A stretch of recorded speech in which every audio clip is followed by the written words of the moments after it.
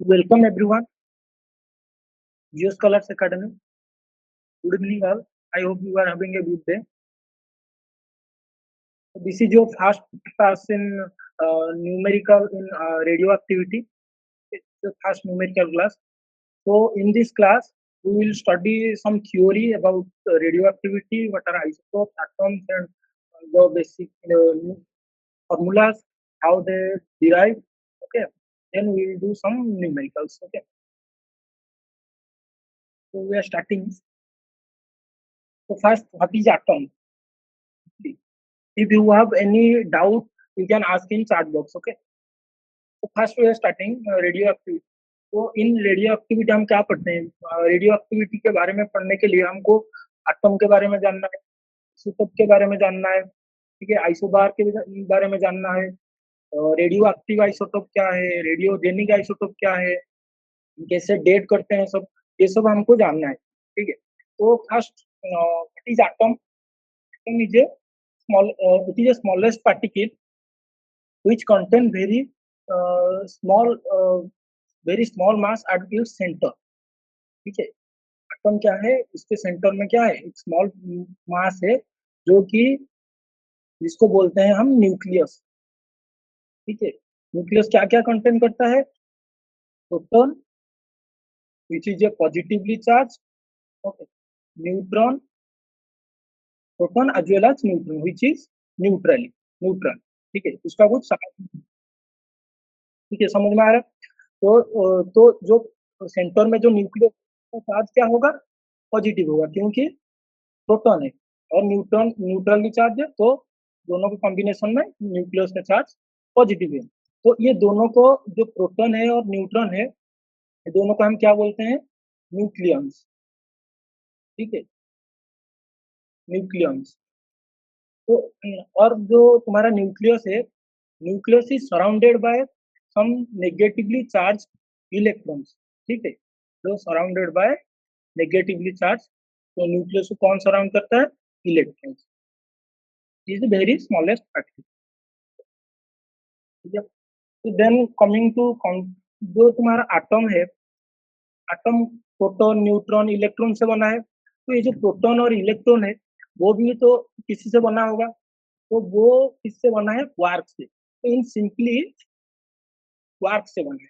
बताता हूँ क्वार्क क्या है। तो quark is simply we can say quark is a type of elementary particle और फंडामेंटल कॉन्स्टिट्यूएंट ऑफ मैटर। ठीक है। क्वार्क क्या है? It is a fundamental constituent of matter. तो जो क्वार्क मिलके क्या बनाते हैं?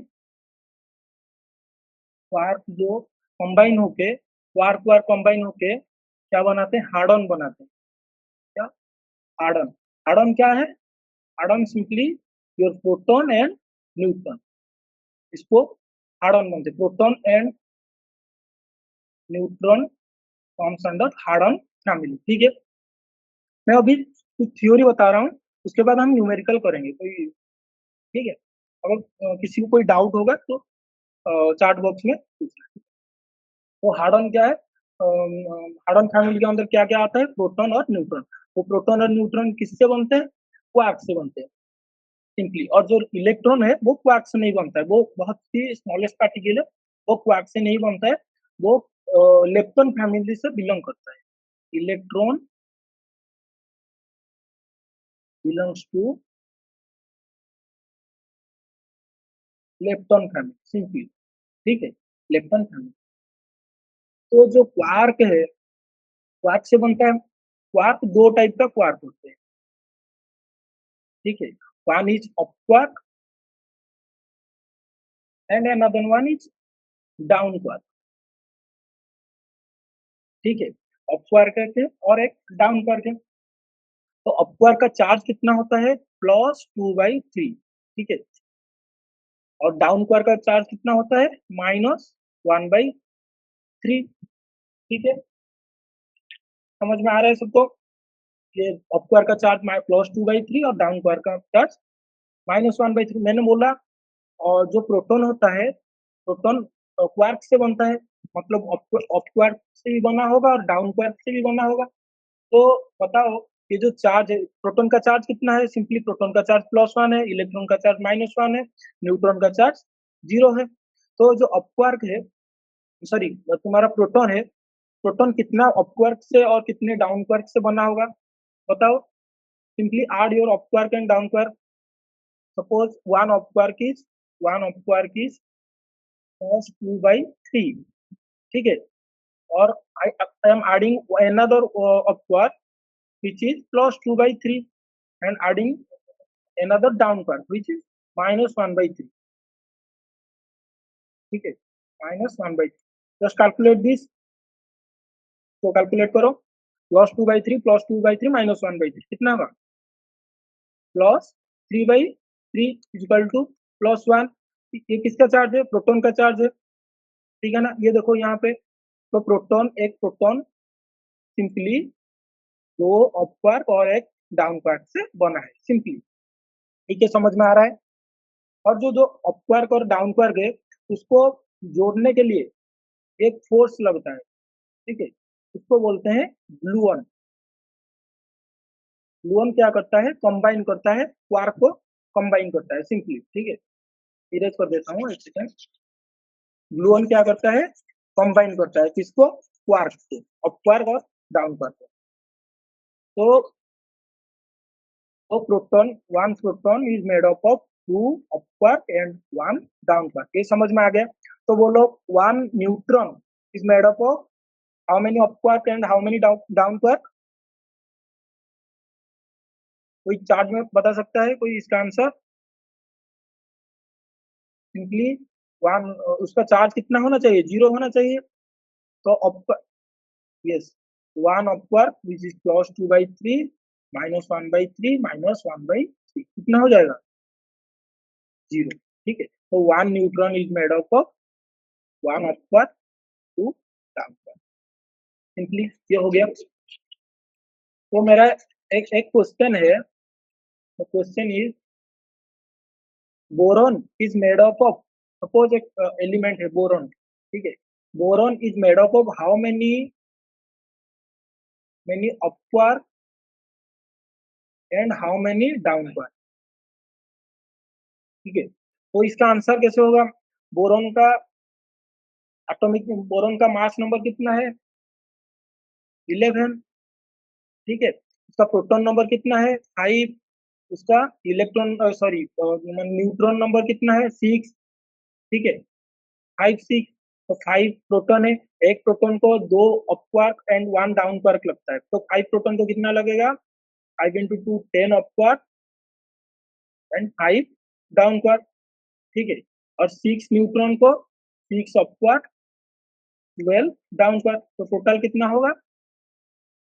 16 अपवर्क प्लस 17 डाउनवर्क. तो एक बोरॉन बनने के लिए 16 अपवर्क एंड 17 डाउनवर्क चाहिए, ठीक है? समझ में आ रहा है सबको? सिंपल. तो एक असाइनमेंट रहा तुम्हारे लिए, to prepare calcium, how many, calcium के लिए how many up quark and how many down quark, बताओ. ये तुम्हारे लिए असाइनमेंट, ठीक है? सबको आ गया समझ में? एक थम्स अप दे दो अपवर्क और डाउनवर्क के concept.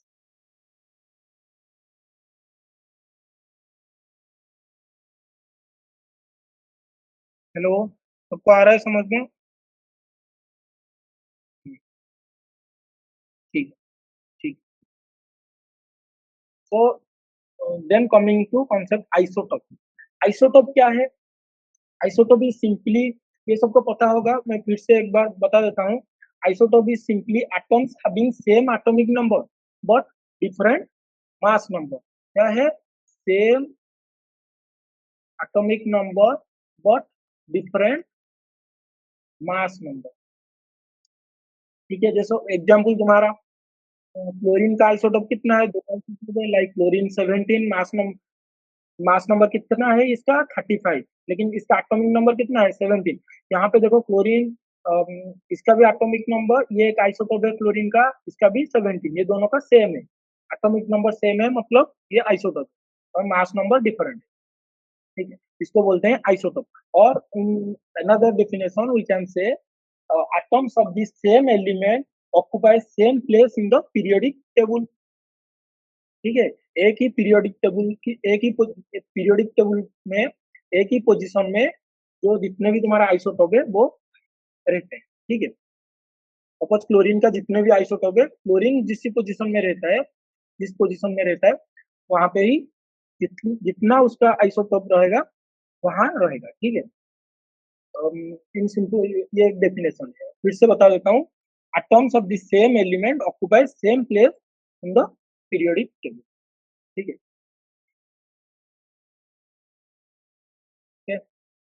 Then coming to isotone. Isotone क्या है? आइसोटोन क्या है? Isotone is atoms having same neutron number. Isotone में क्या है? Atoms having same neutron number, ठीक है, सेम न्यूट्रॉन नंबर। जैसे एग्जांपल देखो, हमारा कार्बन एटॉमिक नंबर 6, यहाँ पे मास नंबर कितना हो रहा है? 16, तो इसका न्यूट्रॉन नंबर कितना होगा? Neutron number is simply n equal to a minus z, where n equal to neutron number, a equal to mass number, z equal to atomic number और प्रोटॉन नंबर। तो इसका ये जो है उसका कितना है? 16 माइनस 6 कितना हुआ? 10, ठीक है। तो इसका neutron number 10।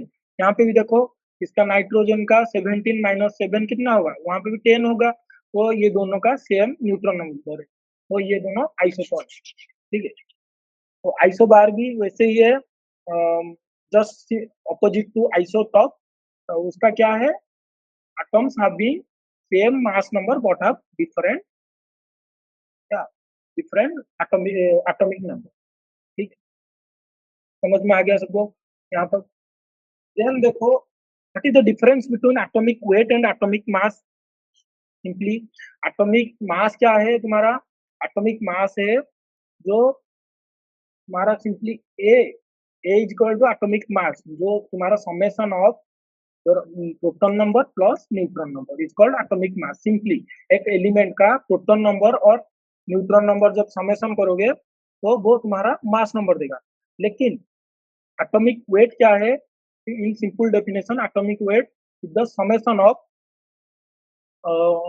Of an element, जो तुम्हारा मास है, मास एंड जो अबुंडेंस है, ये दोनों का प्रोडक्ट, जितने भी सारा आइसोटोप है, summation of all the isotopes, the product of mass of, sorry एक सेकेंड,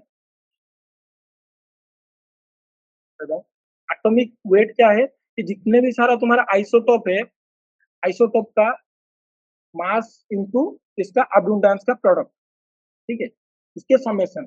सपोज क्लोरीन का दो आइसोटोप है, एक है क्लोरीन 17 और एक है क्लोरीन 1735 और एक है क्लोरीन 1737, ठीक है।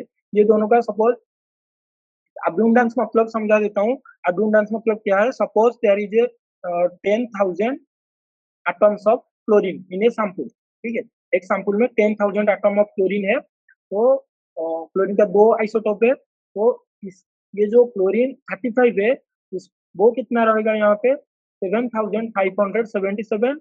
एंड क्लोरीन जो 37 है वो कितना रहेगा? 2,420, ठीक है। ये उसका अबुंडेंस है, मतलब परसेंटेज भी बोल सकते हो, कितना परसेंटेज है, टोटल समेशन होगा 100%। तो वही एटॉमिक वेट वही है, जो मास इंटू जो अबुंडेंस होगा, तो उसके बाद समेशन हो जाएगा, जितना होगा वो तुम्हारा एटॉमिक वेट। समझ में आ गया difference between atomic atomic mass, ठीक है। अगर क्लियर हो तो एक थम्स अप दे दो, अगर नहीं हो तो मैसेज करो, मैं फिर से बताऊंगा, ठीक है।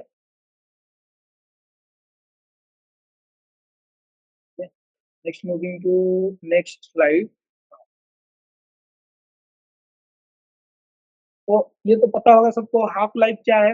Half life in simple definition, half life क्या है? हाँ, हाफ लाइफ क्या है? The time required for one half of a given number of a radioactive atom to decay. तो सपोज तुम्हारा एक सैंपल में 100 एटम्स है, ठीक है, एक एलिमेंट का 100 एटम्स है एक सैंपल में, ठीक है। तो ये जब 50 हो जाएगा, कितना टाइम लगेगा? 100 से 50 होने तक जितना भी टाइम लगेगा उसको बोलते हैं हाफ लाइफ, ये सबको पता है। तो मीन लाइफ क्या है? मीन लाइफ जो है, in simple definition, mean life of a radioactive element is defined as the average lifetime of all the radioactive isotope of that element. Suppose suppose तुम्हारा ऑक्सीजन, सपोज ऑक्सीजन का कितना isotope है? 3 isotope है, like O16, O17, O18, ठीक है। इनका जितना भी लाइफ टाइम होगा उनका एवरेज कर देंगे तो वो हो जाएगा वो मीन लाइफ, ठीक है। तो एक एलिमेंट का जितने भी आइसोटोप है उनका लाइफ टाइम का एवरेज कर दोगे तो वो हो जाएगा मीन लाइफ, सिंपल। तो डिके कांस्टेंट क्या है? Decay constant is the probability that an atom will decay in A given amount of time. देखो, तो इसका मतलब क्या है? It is A simply constant, ठीक है। तो ये क्या शो करता है, मतलब कितना तुम्हारा प्रोबेबिलिटी कितना है कि एक एटम डिके कर रहा है। तो प्रोबेबिलिटी कितना है कि एक atom will decay, one atom will decay, ठीक है। सपोज मैं एक एग्जांपल देता हूँ। सपोज एक क्वेश्चन पूछता हूँ। सपोज एक डिके कांस्टेंट लैम्बडा, इसको बोलते हैं कि it is denoted as lambda, ठीक। तो सपोज 2 आइसोटोप है, वो एक का लैम्बडा है 1.6 इंटू 10 to the -19, सॉरी -9, ठीक है। और एक है 1.2 इंटू 10 to the -8, ठीक है। दोनों का ये है। तो मुझे बताओ कौन ज्यादा रेट से डीके करेगा, ये आइसोटोप या ये आइसोटोप? इसका रेट ऑफ डीके ज्यादा होगा। एनीवन? सुधांशु, अनिंदिता, देवाशीष, शुभम, एनीवन? किसका प्रोबेबिलिटी ज्यादा होगा कि वो डीके करेगा, ज्यादा डीके करेगा देन अदर? ए और बी? ए और बी, फर्स्ट वन और सेकंड वन? एनीवन? मैंने बोला, मैंने क्या बोला? Probability that an atom will decay in A given amount of time, एक पर्टिकुलर टाइम पीरियड में डीके कांस्टेंट क्या है?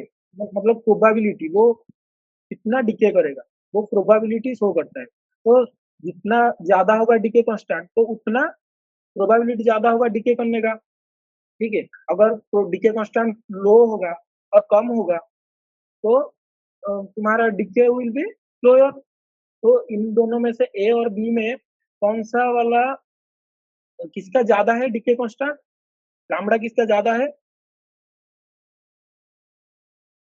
इसका, बी का, ऑप्शन बी का ज्यादा है। तो to show more decay rate than a, ठीक है।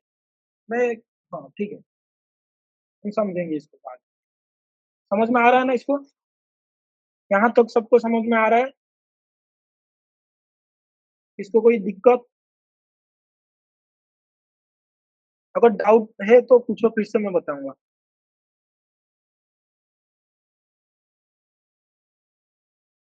ओके,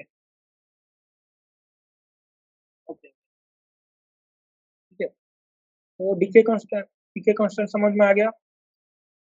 तो relationship between mean life and half life, ठीक है, सबको पता है। ये डेरिवेशन करेंगे, मैं बता देता हूँ रिलेशनशिप क्या है। इसका डेरिवेशन भी होगा एंड में। तो ये हाफ, ये है हाफ लाइफ। ये half is equal to 0.693 divided by ना डीके कांस्टेंट लैम्बडा, ठीक है। और ये half can say equal to तुम्हारा lambda is equal to 1 by mean life, ठीक है। ये दो हो गया, 1, 2 और 3 में क्या है तुम्हारा T half is equal to mean life into 0.69. ये नोट डाउन कर लो, ये relationship between decay your mean life and half, ठीक है। Then moving to next, okay just a second,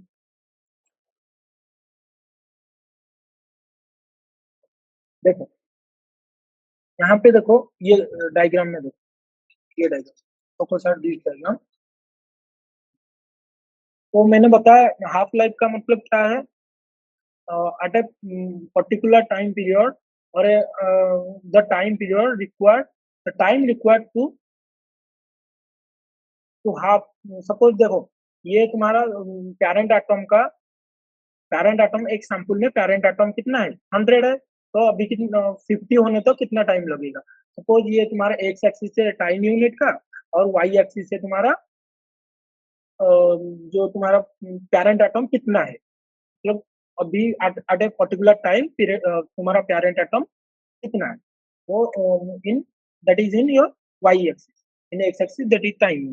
suppose at a particular time at a suppose इसका 50 half जाने तक, half decay होने तक, ये एटम का हाफ डिके होने तक हमारा टाइम लगा 1 ईयर, तो इसका हाफ लाइफ कितना हुआ 1 ईयर, तो 50 के बाद कितना हो जाएगा 25, उसके बाद कितना हो जाएगा 1 ईयर के बाद 12.5, उसके 1 ईयर के बाद 6.5, तो it will decrease exponentially like this, ठीक है। और ये जो पैरेंट एटम वैसे डिके हो रहा है, तो जो पैरेंट एटम सपोज ये पैरेंट एटम है डिके होके बी दे रहा है, ये पैरेंट एटम ये डॉटर एटम, तो जो पैरेंट एटम डिके हो रहा है, जितना पैरेंट एटम डिके हो रहा है उतना डॉटर एटम फॉर्म हो रहा है, तो ये अगर ऐसे जाएगा डिक्रीज होगा, ये ऐसे एक्सपोनेंशियली इंक्रीज भी होगा, ठीक है।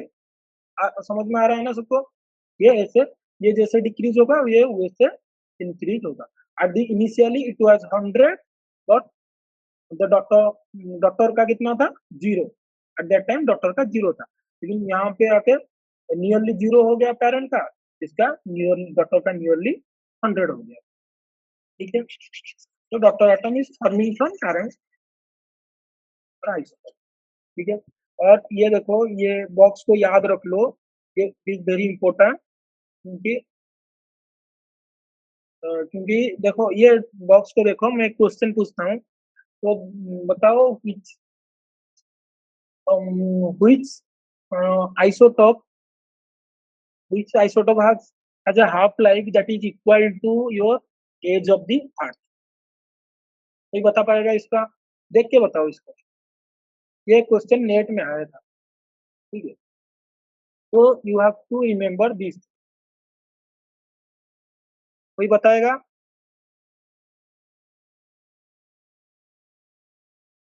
देखो अर्थ अर्थ का एज कितना है 4.6 इंटू 10 to the पावर, अर्थ का एज कितना है 9, 4.6 बिलियन ईयर,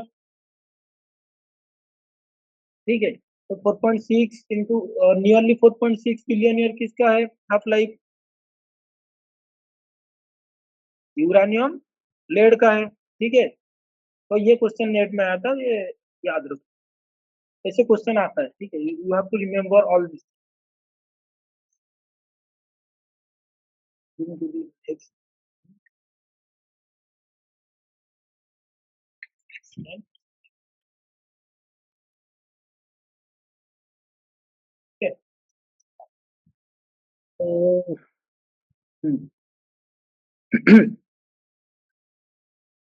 तो टॉपिक क्या है, decay of radioactive parent to stable lot, ठीक है। तो जो डीके हो रहा है, ठीक है, हमारा जो पैरेंट एटम का डीके होके डॉटर एटम दे रहा है, तो ये किसके ऊपर डिपेंड करता है, तो सपोज मुझे मैं एक एग्जांपल सिंपल एग्जांपल देता हूँ, बताओ।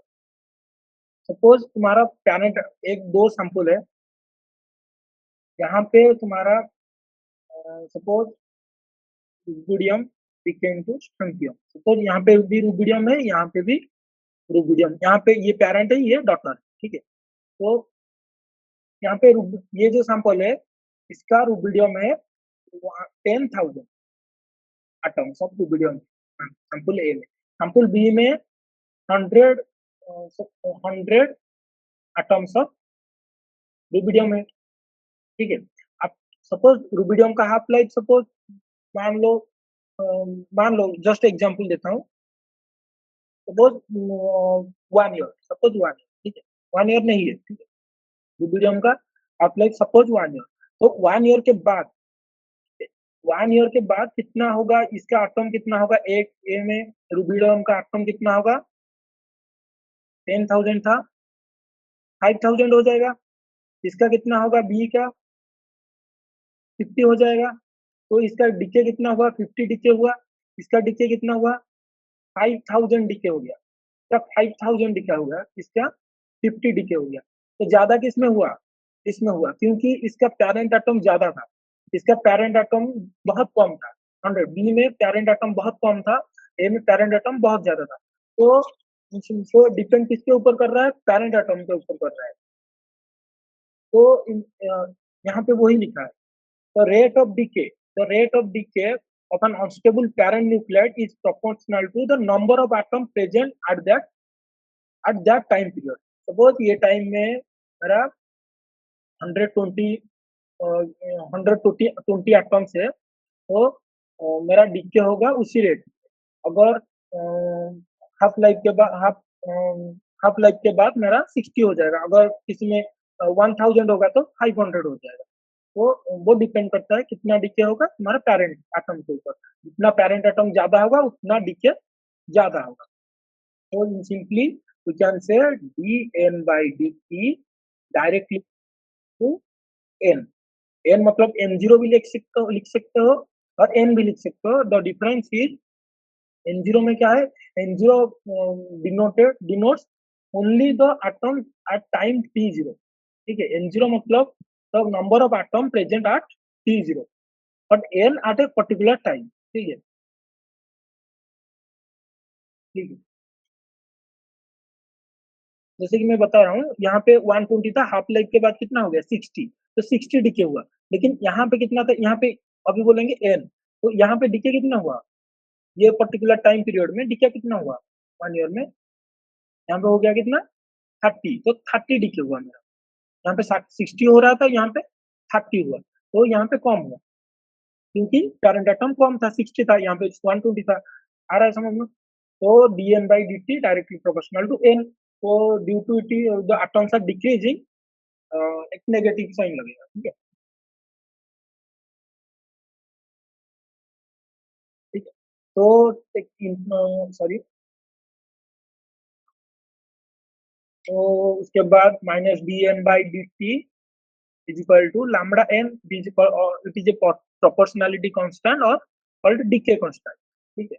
Minus dn by dt is equal to lambda n, ठीक है, taking integration in both side, ठीक है, sorry, equal to minus dn by n equal to lambda dt। so taking integration on both side, it will be minus ln n is equal to lambda t plus c, it is the integration constant, ठीक है, ठीक है। तो suppose तुम्हारा 8, ये हो गया equation तुम्हारा, ठीक है। Suppose 8 time t is equal to 0, 8 time 0, तो n क्या हो जाएगा, n0 हो जाएगा, ठीक ना। t0 में, ये t0 में n0 हो जाएगा, तो minus ln n0 is equal to your lambda t, ये कितना हो जाएगा, 0 हो जाएगा, क्योंकि t इज इक्वल टू 0, तो ये 0 हो जाएगा प्लस c। तो दैट मीन, तो c कितना हो जाएगा, minus ln n0। Putting this value, c value in here, ठीक है। तो यहाँ पे पुट कर रहे हैं, that like minus ln n is equal to lambda t plus, sorry, minus ln n0, that implies lambda T is equal to l n n zero divided by n, ये इस तरफ आ जाएगा, पॉजिटिव हो जाएगा तो ये हो जाएगा, ठीक है, एन जीरो बाई एन, और we can say l n n by n zero is equal to minus lambda t, ठीक है ना, l n n by n zero is equal to minus lambda t, तो उसके बाद क्या होगा, n by n zero equal to u to the power minus lambda t, यही ये तो तुम्हारा ये इक्वेशन है ना तुम्हारा, ठीक है। सपोज सपोज टी हाफ हो जाएगा, सपोज तुम्हारा हाफ लाइफ के बाद, suppose t is equal to t half, हम लेते हैं t is equal to t half, तो एन एन क्या हो जाएगा, n zero by two half हो जाएगा, एन जीरो का हाफ हाफ हो जाएगा, तो that implies n zero by two is equal to N zero e to the power minus lambda t half, zero n zero cut जाएगा, ठीक है, e to the power lambda t half equal to, है ना, तो L N sorry to हो जाएगा, तो lambda into t half equal to कितना हो जाएगा, एल एन टू, ठीक है, एल एन टू, तो t half is equal to l n two divided by lambda, that is 0.693 divided by lambda, ठीक है, ये फॉर्मूला मैंने जो बोला था during the between your t half mean life and lambda, ठीक है, ये रिलेशनशिप, ठीक है। अभी तक कोई डाउट किसी को यहाँ तक बताओ, जो कोई डाउट नहीं, ठीक है, चलते हैं आगे, हम न्यूमेरिकल करेंगे, ठीक है, मैं पहले बता देता हूँ, थ्योरी सब बता देता हूँ, उसके बाद हम न्यूमेरिकल करेंगे, नेक्स्ट क्लास भी न्यूमेरिकल करेंगे,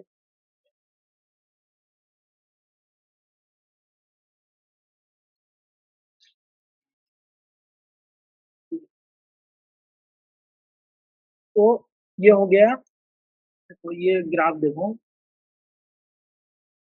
जैसे हमने बोले कि n is equal to N zero into, ये इक्वेशन डिराइव किया ना, n is equal to N zero into e to the power lambda t, तो नेट में अगर कोई क्वेश्चन आएगा इसके ऊपर, तो ये फॉर्मूला यूज करके तुम कर सकते हो। इसके बाद आते हैं डॉटर के ऊपर, ठीक है, सपोज तुम्हारा ऐसे डिके हो रहा है, ठीक है, अभी तुम्हारा एलिमेंट है, अभी तुम्हारा एटम है एन सॉरी 100 एटम है, तो 100 एटम डिके हो गया, ये मतलब एन जीरो 100 डिके होके आफ्टर सम ईयर डिके होके 25 हो गया, मतलब एन इक्वल टू 25, ये पेरेंट एटम, तो डॉटर एटम कितना होगा, 100 से 25 हो गया, तो कितना डिके हुआ, पेरेंट एटम जितना डिके हुआ उतना ही हमारा डॉटर एटम प्रोडक्ट होगा, तो कितना हुआ, 100 minus 25 equal to 75 daughter atom हुआ, तो एन जीरो माइनस एन कितना हुआ, 75 इक्वल टू डॉटर एटम, ठीक है, इसको डी स्टार में डिनोट करते हैं, ठीक है, जितना डॉटर एटम फॉर्म हुआ फ्रॉम पेरेंट एटम, इसको डी स्टार डिनोट, तो N zero minus N is equal to D star simply, और we can say N zero minus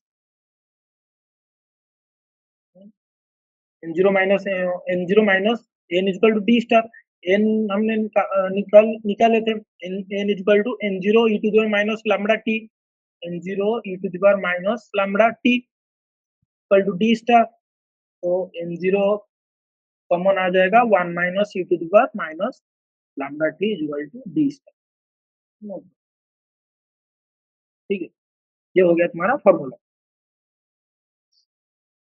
ठीक, but in basic age dating equation क्या होता है, तुम्हारा जो इनिशियली कितना एटम होता है वो हमें पता नहीं चलता है, क्योंकि जब हम देखते हैं किसी सैंपल को देखते हैं या फिर कोई भी चीजों को देखते हैं, तो हमें अभी कितना है, प्रेजेंट में कितना है वो पता चलता है, क्योंकि वो उसको सैंपल को लेकर एनालिसिस करते हैं, ठीक है, तो पता चल जाता है कितना तुम्हारा रेडियो एक्टिव आइसोटोप है अभी, मतलब एन पता चलता है, एन जीरो कभी पता नहीं चलता है सबको, किसी को पता नहीं चलता, ठीक है, तो इसीलिए ये जो इक्वेशन है हम एन के एन एन के वो में, ठीक है, कन्वर्ट करें in terms of n, will convert this in terms of n, ठीक है। तो कैसे कन्वर्ट करेंगे? एन जीरो का वैल्यू क्या था, ठीक है, क्या था, n n zero minus N is equal to D star था। एन जीरो का वैल्यू कितना था, n zero is equal to n e to the power lambda t, तुम जब कैलकुलेट करोगे ये आ जाएगा एन जीरो का वैल्यू, ठीक है, minus N is equal to D star, तो is equal to N whole into e to the power lambda T minus 1, ठीक है, is equal to D star. आगे समझ में, ये note down, D star is equal to N whole into e to the power lambda T minus 1, ठीक है।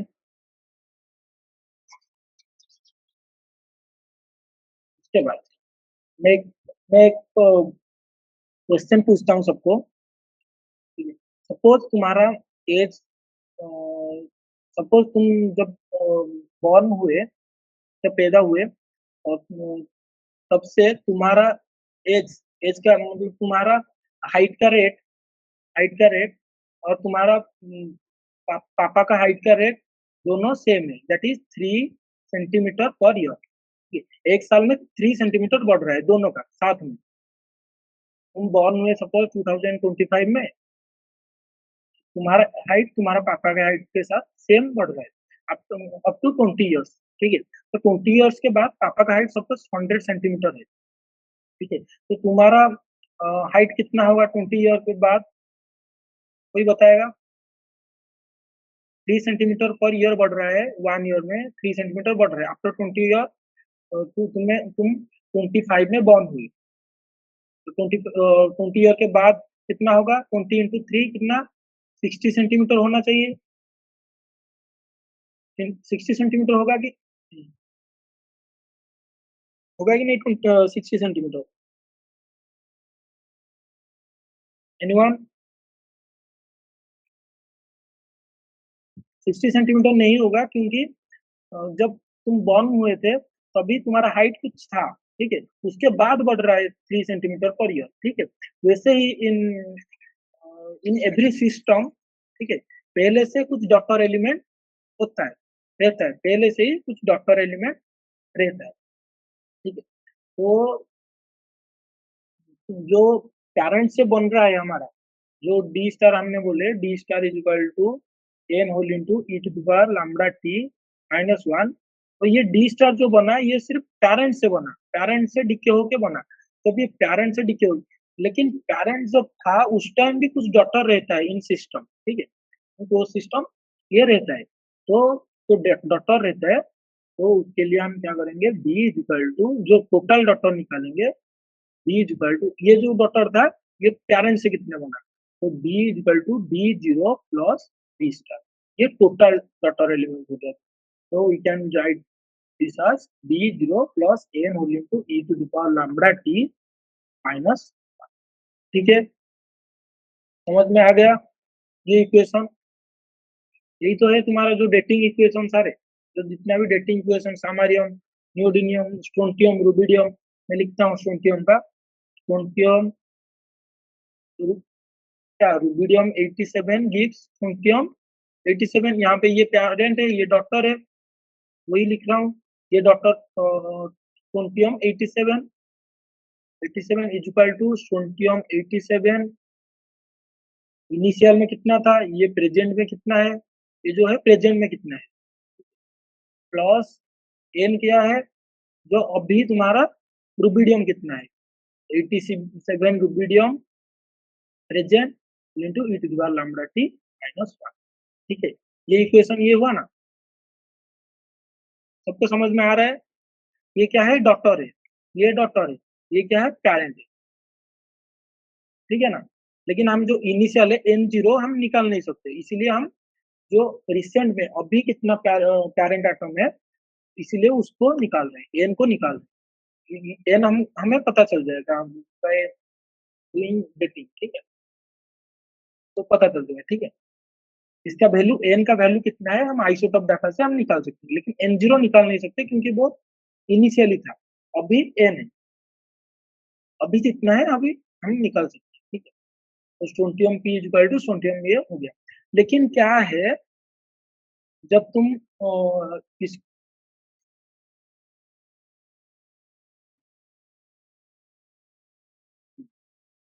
तो mass spectrometry में इसको हम डायरेक्ट आइसोटोप को हम कैलकुलेट नहीं कर सकते, इसीलिए मेजर नहीं कर सकते।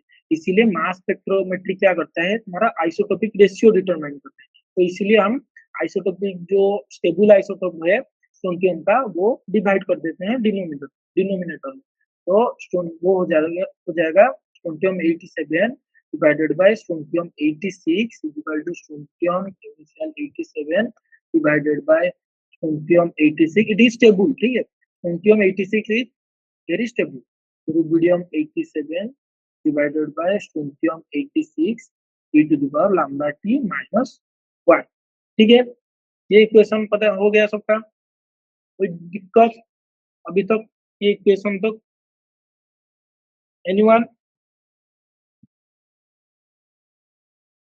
Please tell, anyone? और नहीं है तो हम आगे बढ़ेंगे,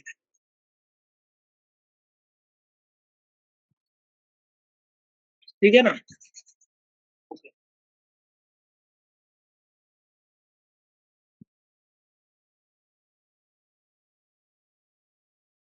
then then we will study about rubidium strontium isochron diagram, ठीक है। ये जो स्लोप होता है तुमने देखा होगा, इसके ऊपर बहुत सारे न्यूमेरिकल देखा होगा इस स्लोप के ऊपर, तो वो सब पढ़े। तो देखो, इसके पीछे एक बहुत बढ़िया कॉन्सेप्ट है।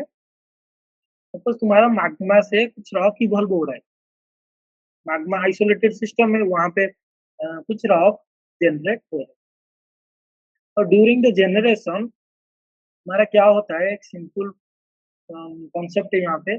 सपोज स्ट्रोंटियम है, स्ट्रोंटियम का जितने भी सारा आइसोटोप है, लाइक स्ट्रोंटियम का 4 आइसोटोप होते हैं, ठीक है। सपोज स्ट्रोंटियम 87 एक है और स्ट्रोंटियम 86 एक है, ठीक है। तो ये जो स्ट्रोंटियम एक सिस्टम में जितने भी है, स्ट्रोंटियम में है सपोज 100, ये सिस्टम में स्ट्रोंटियम 100 है, तो ये 100 से स्ट्रोंटियम का आइसोटोपिक फ्रैक्शनेशन हमेशा नहीं होता है, ठीक है। सपोज ये रॉक है, ये रॉक में स्ट्रोंटियम आएगा 10, ठीक है। स्ट्रोंटियम 87 10 आ रहा है, स्ट्रोंटियम 86 5 आ रहा है, उसका रेशियो क्या होगा, स्ट्रोंटियम 87 डिवाइडेड बाय स्ट्रोंटियम 86 का रेशियो क्या होगा, ये रॉक में 10/5 कितना हो जाएगा, 2 हो जाएगा। ये रॉक में अगर स्ट्रोंटियम 87 हमारा 20 जा रहा है, तो स्ट्रोंटियम 86 कितना जाएगा, इसका आधा आधा ही जाएगा, 10 जाएगा। तो 20/10 इक्वल टू 2 ही होगा। तो रेशियो सब सारे रॉक में सेम ही होगा, ठीक है। क्योंकि सेम होगा क्योंकि तो जितने भी तुम्हारा आइसोटोप का, सपोज बड़े बड़े आइसोटोप है, लाइक मास नंबर ज्यादा है, तो उसका फ्रैक्शनेशन होता नहीं है, एक ही एलिमेंट का जितने भी आइसोटोप है फ्रैक्शनेशन होता नहीं है, ठीक है। लेकिन अगर रुबिडियम, सपोज ये रॉक है, रुबिडियम बाई स्ट्रोंटियम रेशियो ये दोनों रॉक का डिफरेंट होगा, क्योंकि सपोज रुबिडियम यहाँ पे जा रहा है 10, यहाँ पे जा रहा है 5, स्ट्रोंटियम अलग अलग जाएगा, क्योंकि मैंने जो बोला था स्ट्रोंटियम यहाँ पे गया कितना, स्ट्रोंटियम यहाँ पे 10 गया, यहाँ पे 20 गया, तो 20/10 कितना हो गया, सॉरी 10/20 कितना हो गया, 1/2, लेकिन यहाँ पे कितना हुआ, जस्ट टेक अनदर एग्जांपल, 10 नहीं, सपोज यहाँ पे 15 जा रहा है, 5/15 कितना हो जाएगा, 1/3, तो सेम नहीं होगा, ठीक है। तो डिफरेंट डिफरेंट रॉक में रुबिडियम बाई स्ट्रोंटियम रेशियो अलग होता है, लेकिन अगर एक ही सिस्टम होता तो स्ट्रोंटियम का फ्रैक्शनेशन नहीं होता, स्ट्रोंटियम 87/स्ट्रोंटियम 86 रेशियो सारे रॉक में सेम होगा, तो इसीलिए वो कोजेनेटिक होते हैं। तो कोजेनेटिक देखो, ये जो सपोज ये एक रॉक है, ये एक रॉक है, ये एक रॉक है, ये रॉक है, ये सारे कोजेनेटिक है, क्यों पता चल रहा है, क्योंकि स्ट्रोंटियम 87/स्ट्रोंटियम 86 रेशियो सारे रॉक में सेम है, ठीक है। सारे रॉक में तुम्हारा सेम है, लेकिन rubidium by strontium ratio different different है, क्योंकि फ्रैक्शनेशन होता है। इसमें फ्रैक्शनेशन होता है ड्यू टू केमिकल फ्रैक्शनेशन, लेकिन यहाँ पे टेम्परेचर फ्रैक्शनेशन नहीं होता है। ठीक है, तो ये समझ में आ रहा है। उसके बाद देखो, मैंने जो बोला, जिसका ज्यादा रुबिडियम से स्ट्रोंटियम डिके हो रहा है ना, तो जिसका ज्यादा, अगर पैरेंट का ज्यादा रुबिडियम रहेगा, ठीक है, तो स्ट्रोंटियम का कितना रहेगा? तो जितना पैरेंट का, सपोज पैरेंट का बहुत ज्यादा है, 1 लाख 10,000 है, पैरेंट का 10,000 एटम है इन दैट रॉक, तो after 1.5 life it will be 5,000, उसका ज्यादा हो जाएगा। अगर पैरेंट का 10 है, तो after 1.5 life it will be 5। ठीक है, सपोज मान लो यहाँ पे ये जो रॉक है, इसका एटम है 1 लाख। ठीक है, तो जो जो डीके होगा, स्ट्रोंटियम कितना हो जाएगा? 5,000, तो स्ट्रोंटियम बहुत बढ़ जाएगा, यहाँ पे आ जाएगा। लेकिन यहाँ पे बहुत कम था रुबिडियम, तो स्ट्रोंटियम कितना होगा?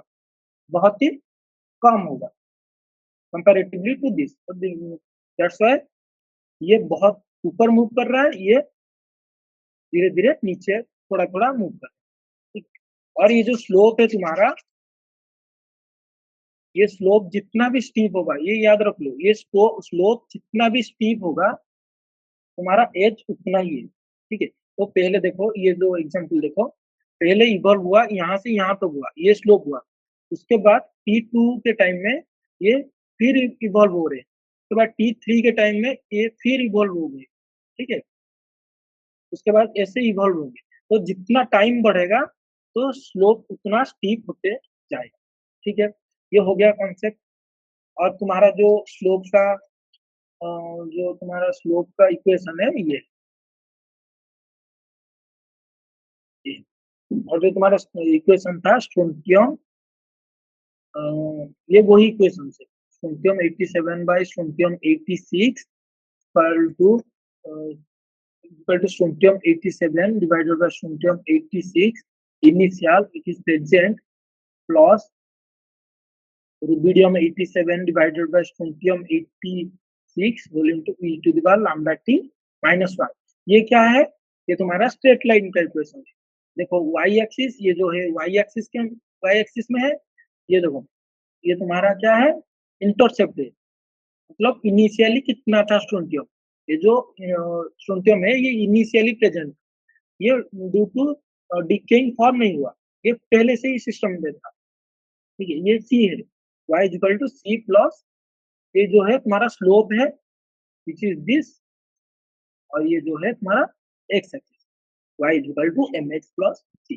हो गया ना कॉन्सेप्ट? कॉन्सेप्ट समझ में आ गया सबको? देन हम न्यूमेरिकल करेंगे। ठीक है, कुछ न्यूमेरिकल करेंगे, उसके बाद स्टॉप करेंगे, उसके बाद नेक्स्ट क्लास में न्यूमेरिकल फिर से करेंगे ये तो। ठीक है,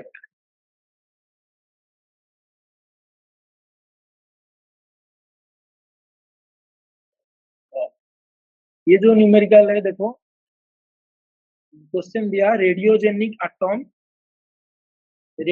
atom are also known as tabular. ठीक है, टेबुल, जो रेडियो एक्टिव आइसोटोप दो टाइप के होते हैं, एक रेडियो एक्टिव आइसोटोप, एक रेडियोजेनिक आइसोटोप और स्टेबल आइसोटोप। तो रेडियो एक्टिव, सपोज तुम्हारा यूरानियम 238 गिव्स Pb206, ये एक रेडियो एक्टिव आइसोटोप है। ये क्या है? स्टेबल आइसोटोप है, also known as radiogenic isotope. Radiogenic isotope को हम बोलते हैं डॉटर आइसोटोप, और जो पेरेंट आइसोटोप होता है उसको बोलते हैं रेडियो एक्टिव आइसोटोप। तो ये जो पूछा, रेडियोजेनिक एटम्स ऑफ K40, जो K40 डिके होके क्या होता है? आर्गन 40 रहता है। ये रेडियोजेनिक आइसोटोप, ये रेडियो एक्टिव आइसोटोप। तो पूछा K40 have a half life of 1.25 into 10 to the power 9 years. The percentage of K40 atoms left after 6 half lives will be dash। तो जब भी तुम न्यूमेरिकल कर रहे हो, तो पहले क्या गिवन दिया हुआ है? तो गिवन क्या दिया हुआ? हाफ लाइफ दिया हुआ पोटेशियम 40 का, 1.25 इंटू 10 टू द पावर 9, और और क्या दिया हुआ है? 6 हाफ लाइफ हो गया। आफ्टर 6 हाफ लाइफ, ये जो पोटेशियम 40 का एटम कितना बचेगा, ये परसेंटेज कितना बचेगा आफ्टर 6 हाफ लाइफ। तो हमारा जो फॉर्मूला था n equal to n0 to e to the power minus lambda t, ठीक है, ये था ना फॉर्मूला तुम्हारा, n by n equal to n0 e to the power lambda t में क्या दिया हुआ है, टी हाफ दे दिया हुआ है, हाफ टाइप दे दिया हुआ है, ठीक है। तो टी हाफ दे दिया हुआ है, तो आफ्टर 6 लाइफ, हाफ लाइफ हमारा टाइम कितना होगा, एक हाफ लाइफ इतना टाइम है, आफ्टर 6 हाफ लाइफ हमारा टाइम हो जाएगा इंटू 6, 1.25 इंटू 6 कितना होगा, लिख देता हूँ बस, 1.25 into 6 into 10 to the power 9, ठीक है। तो टी हो गया, मिल गया हमें, और और क्या है, एक सेकेंड,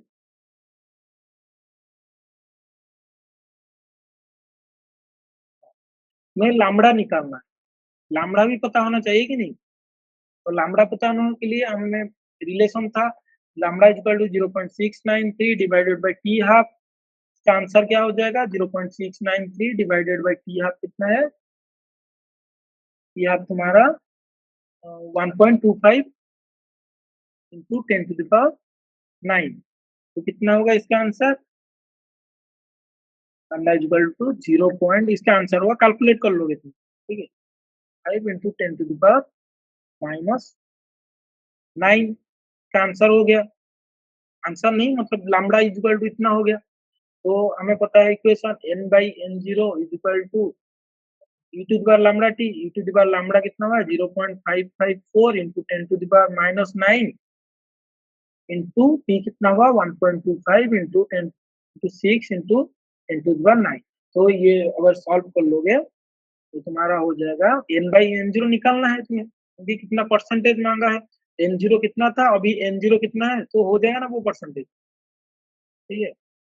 सपोज ये 100 होगा, ये 5 होगा, एन जीरो तो 5% होगा, तो जितना भी होगा, ठीक है, तो तुम्हारा ये परसेंटेज हो जाएगा जीरो, इसका जो कैलकुलेट करोगे इसका आंसर होगा 0.0156, ठीक है। तो परसेंटेज कैलकुलेट करने के लिए इंटू 100 इन 1.5, तो 1.56% ऑफ के फॉर द एटम स्लेव, ठीक है, आफ्टर 6 हाफ लाइफ। ये हो गया ना, सबको समझ में आ रहा है ये, अगर किसी को कोई डाउट तो पूछो, फिर से मैं एक्सप्लेन करूँ।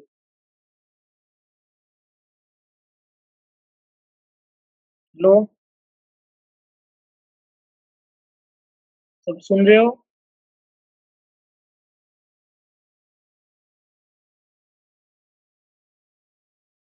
Hello, okay, moving to next question.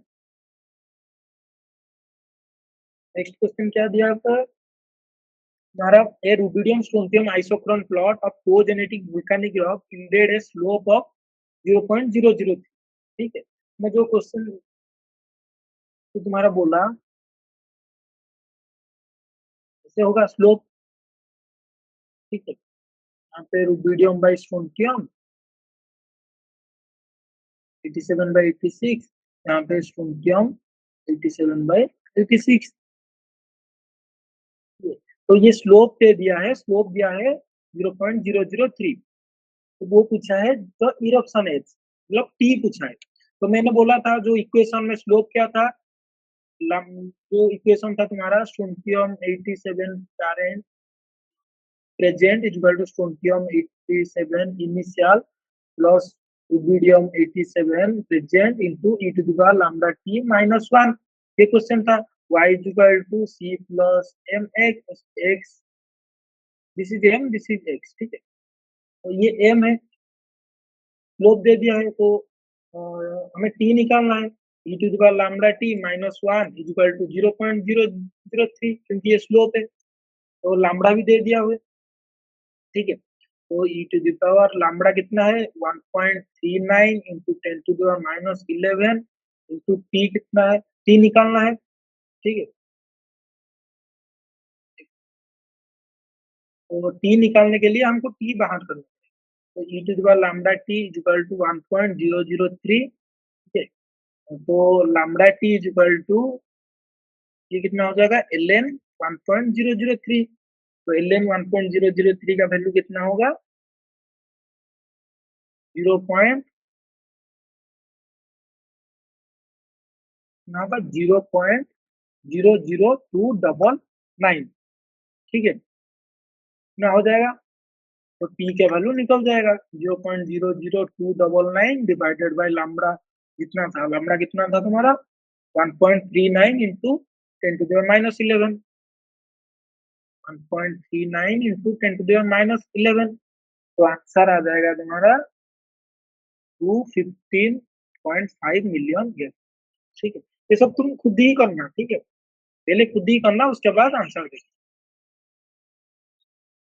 किसी को कोई डाउट अभी तक नहीं, ठीक है। मूविंग टू नेक्स्ट क्वेश्चन, ठीक है। तो नेक्स्ट क्वेश्चन क्या पूछा, दिया हुआ है sodium 1124 action of sodium atom remaining after decay interval of 5 hours will be dash, ये हाफ दे दिया, ये हाफ इक्वल टू 15 आवर्स। तो और एक चीजें बताया नहीं था, that is n by n zero, देखो n by n zero equal to 1/2 to the power n, ये एक फॉर्मूला है। ये फॉर्मूला कैसे निकाला, तो सपोज हमारे पास पेरेंट एटम है n zero is equal to 10, ठीक है, और एन इज इक्वल टू, तो पेरेंट एटम है 100, एन डॉटर एटम है 50, ठीक है, ये हाफ है उसका, तो हाफ लाइफ के बाद हाफ हो जाएगा, तो ये कितना है 1/2 टू द पावर 1। तो सिंपली देखो, सपोज एक हाफ लाइफ के बाद ये 50 हो गया है, सेकेंड हाफ लाइफ के बाद कितना होगा 50, उसके बाद कितना हो जाएगा 25, तो 25/100 नवा 1/2 to the power 2, that is 1/4 equal to 1/2 to the power 2। वैसे ही अगर 12.5 हो जाएगा 1/2 टू द पावर 3 हो जाएगा, वैसे ही होगा, ठीक है। तो ये जो है 1 2 3 बढ़ रहा है, तो इसको हम बोल सकते हैं 1/2 टू द पावर n। तो n by n zero equal to 1/2 to the power n simply, ठीक है। ये ये यहाँ पे यूज होगा ये सब। अगर किसी को डाउट आ रहा है तो पूछो।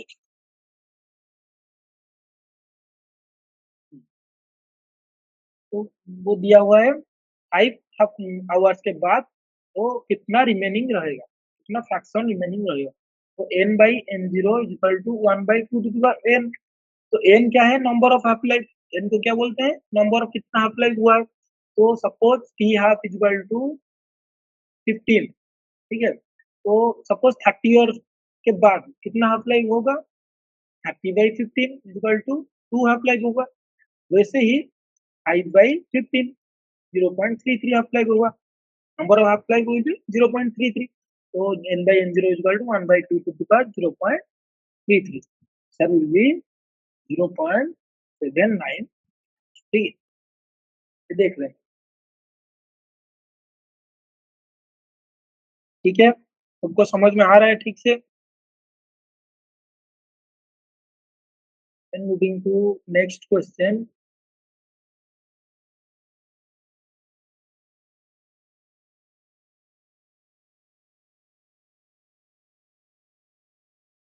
देखो यहाँ पे ये क्वेश्चन था जाम 2023 में आया था।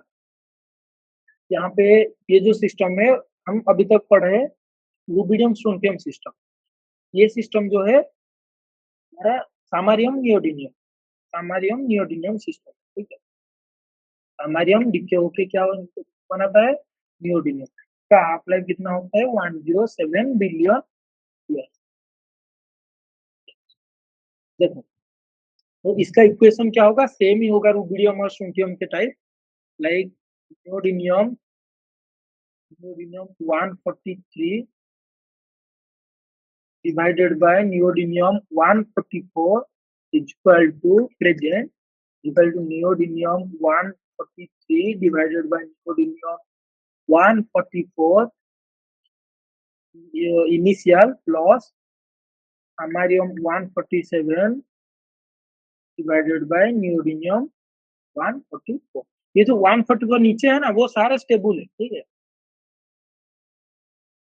आइसोटोप फ्रैक्शनेशन नहीं करने से वो डिटेक्ट नहीं कर पाएगा मास स्पेक्ट्रोमेट्री, इसलिए आइसोटोपिक फ्रैक्शनेशन करते हैं, so that mass spectrometry can detect this e to the power lambda t minus 1, ठीक है। ये यूज होगा यहाँ पे। तो ये कितना दिया हुआ है, देखो गिवन दिया हुआ है, ये जो वैल्यू दिया हुआ है कितना दिया हुआ है, सामारियम का वैल्यू दिया हुआ है 0.389, पुट कर देते हैं।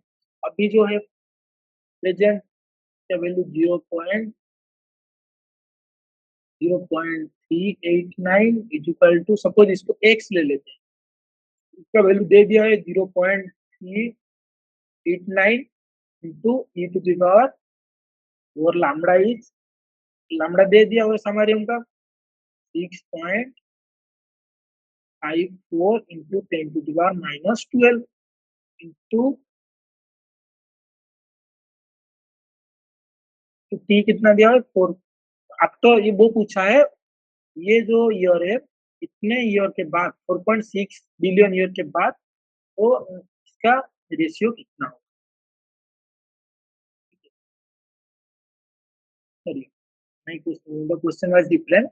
As per the exact parent-daughter relationship equation, the neodymium 143 ratio of the rock 4.6 into 10 to the 9 years ago, वो एगो कितना था, मतलब इनिशियली कितना था, ये क्वेश्चन पूछा है।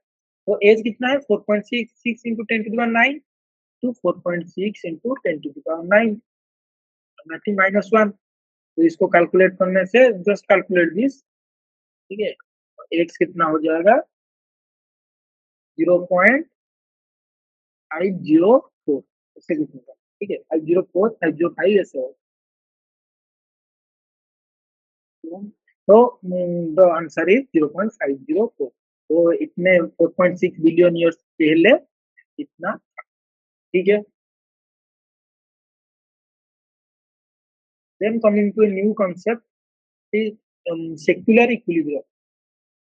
सेक्युलर इक्विलिब्रियम क्या होता है, जो हमारा जो पैरेंट डिके क्या होता है, पैरेंट जो डिके होता है, बहुत सपोज यूरेनियम डिके हो रहा है, यूरेनियम डिके होकर लेड दे रहा है 206, वो सीरीज ऑफ डिके हो रहा है, मतलब यूरेनियम डिके हो रहा है थोरियम को, थोरियम डिके हो रहा है पोटेशियम को, उसके बाद यूरेनियम 234, उसके बाद थोरियम 230, ऐसे सीरीज ऑफ डिके से उसके बाद जाके फॉर्म होता है तुम्हारा लेड लेड 206, ठीक है। तो ड्यूरिंग दिस टाइम वो क्या होता है, एक एक जो आइसोटोप है सेक्युलर इक्विलिब्रियम करते हैं, मतलब उनका एक्टिविटी सेम रहता है।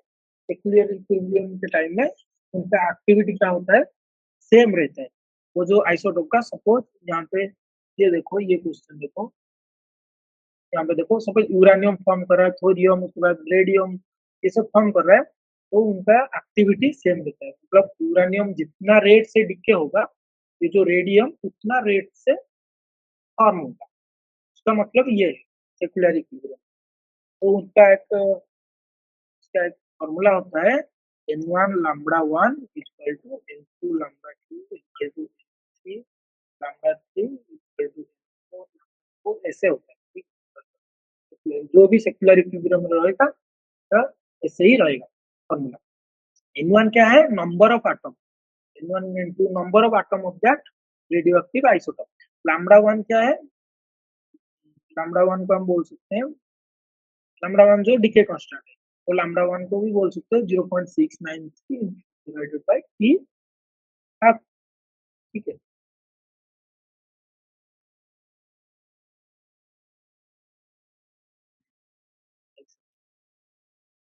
तो ये है, तो हमारा ये क्वेश्चन देखो, क्वेश्चन में क्या दिया हुआ है, polonium 218 with half life, polonium का दे दिया हाफ लाइफ टी हाफ तो 138 डेज, ठीक है। टी हाफ दे दिया 138 डेज पोलोनियम का, तो पोलोनियम का टी 138 डेज दे दिया।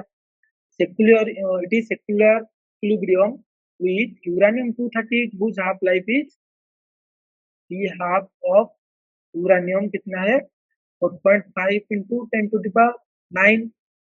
रिमेम्बर जो भी सेक्युलर इक्विलिब्रियम में रहते हैं उनका हाफ लाइफ का डिफरेंस बहुत ज्यादा रहता है. देखो यूरेनियम और पोलोनियम सेक्युलर इक्विलिब्रियम है, इसका देखो बिलियन ईयर्स में है, लेकिन ये बहुत कम एज में है. वन इसका एज बहुत कम है,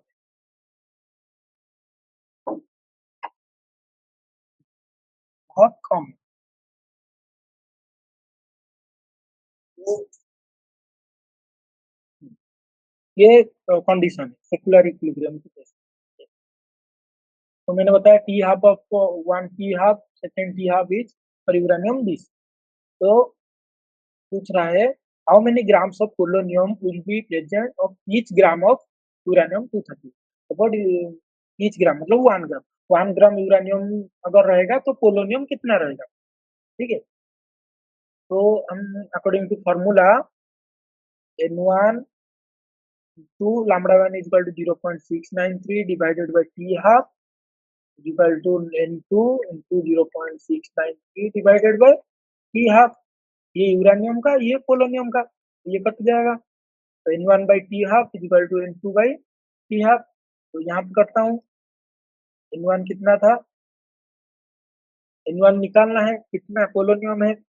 N1 is equal to N2 कितना है 1 into T half पोलोनियम का 138 divided by T half uranium का कितना है 4.5 into 10 to the power 9 years. ठीक है. ठीक है, ये हो गया. तो N1 is equal to this. तो उसके बाद क्या है, ये क्वेश्चन क्या पूछा है, ये तो निकल गया तुम्हारा, ये निकल जाएगा. ठीक है. उसके बाद क्वेश्चन जो जितना भी निकलेगा उसके बाद क्वेश्चन में express your answer in logarithm. जितना भी आंसर आएगा उसके बाद LOG तो दैट आंसर निकाल दोगे जितना होगा आंसर. ठीक है.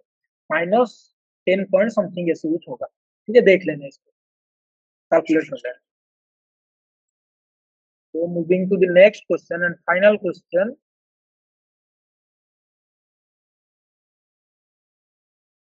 ठीक है, उसके बाद हम सेशन एंड करेंगे.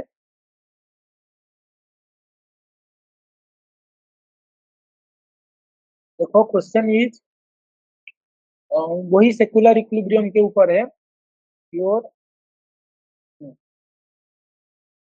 Thorium 230 and radium 226 are intermediate nuclides in the decay series of uranium 238 to Pb 206. मैंने जो दिखाया था यूरेनियम 238 से Pb 206, ये सीरीज के ऊपर क्वेश्चन पूछा है. ठीक है. तो ये डीके हो रहा है यूरेनियम 230 से Pb 206 and several atoms are in several isotopes are in secular equilibrium in that series. जैसे कि तुम्हारा यूरेनियम 238, थोरियम 230 एंड रेडियम 226 अरे सेक्युलर इक्विलिब्रियम. तो देखो जो एज है मैंने बताया था हाफ लाइफ, देखो बहुत डिफरेंस है. इसका जो जितना है 4.47, लेकिन इसका कितना है 75,000 है, इसका 1600 है. ठीक है. तो ऐसे ही होता है अगर सेक्युलर इक्विलिब्रियम में रहते हैं तो उनका हाफ लाइफ बहुत डिफरेंस आता है. तो क्वेश्चन पूछा है सेक्युलर इक्विलिब्रियम. तो when activities are equal 10 billion atom of uranium 238 are present. The number of atom of radium 226 present at equilibrium each कितना है. Suppose 10 billion atom of uranium 238 present है, तो रेडियम जो 226 है वो कितना एटम रहेगा उसमें अगर इतना 10 बिलियन एटम यूरेनियम में रहते हैं. तो मैंने बताया N1 lambda 1 is equal to N2 lambda 2 is equal to N3 lambda 3. तो हम ये देखते हैं तो ये इक्वल टू ये हो जाएगा. तो यूरेनियम का एटम कितना दिया हुआ है 10 billion billion into 10 to the 9 into lambda 1 is equal to 0.693 divided by t half. Half life कितना है यूरेनियम का 4.47 into 10 to the power 9 is equal to N3 lambda 3. N3 कितना है